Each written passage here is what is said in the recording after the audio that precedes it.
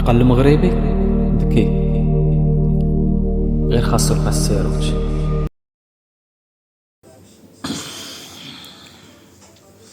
عمرك خرجتي من بلادك وقلتي علاش انا ماشي بحال الناس؟ علاش كنشك وكنحس براسي ديما خاصني نكون واجد؟ هادشي ماشي ضعف، هذا برنامج. اليوم غادي نهضروا على كيفاش كيتبرمج العقل المغربي وعلاش هاد البرمجه كتبان واضحه بزاف، خصوصا ملي كنمشيو للغربه. العلم كيهضر على واحد المفهوم سميتو الكالتشرال بروغرامين ولا البرمجه الثقافيه. ببساطه العقل ديال الانسان ما كيكبرش فارغ، كيتبرمج من الصغر بالكلمات، الخوف، التجارب والبيئه، بحال واحد السوفتوير كيتثبت في العقل وكيخدم حتى الا ما واعيش به. البقاء قبل الراحه، العقل المغربي تبرمج على كيفاش يسرفايفي ماشي كيفاش يرتاح. حنا تربينا في واحد البيئه فيها ضغط، خوف من الغلط، قله الامان.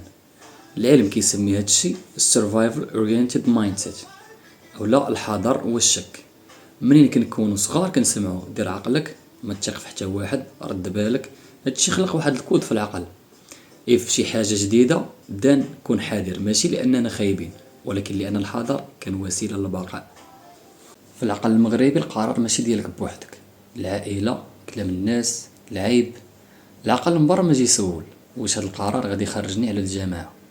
هادشي مرتبط بواحد المفهوم سميتو الكولكتيفيست كولتشر.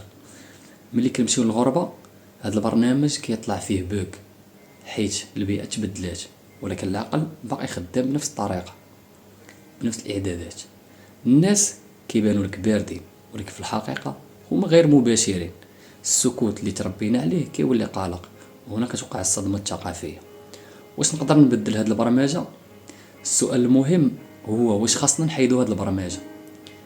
لا، خاصنا غير نكونوا واعيين بها، حيت البرمجه المغربيه فيها ذكاء ولكن خاصها ابديت. بحال ما تمسحش النظام كامل، غير تصلح فيه دوك البوكس. كاين واحد السؤال خطير اللي هو واش المشكل في العقل المغربي ولا في المكان اللي تحط فيه؟ العلم كيهضر على تجربه داروها على نفس الشخص في واحد الاوساط اللي مختلفه. منين كان في بيئه فيها ضغط وخوف العقل كان خدام بالحذر والشك. منين تحط في بيئه فيها امان وقوانين واضحه نفس العقل بدا كيبان ذكي وكيحل المشاكل. يعني العقل ما تبدلش، غير البارامتر اللي تبدلوا. العقل المغربي ماشي مريض، هو فقط مبرمج على النجاة او لا مبرمج على السرفايف، ودابا خاص نتعلمو نعيشو ماشي غير نسرفايفيو. العقل المغربي ذكي، غير خاصو يلقى الساروت.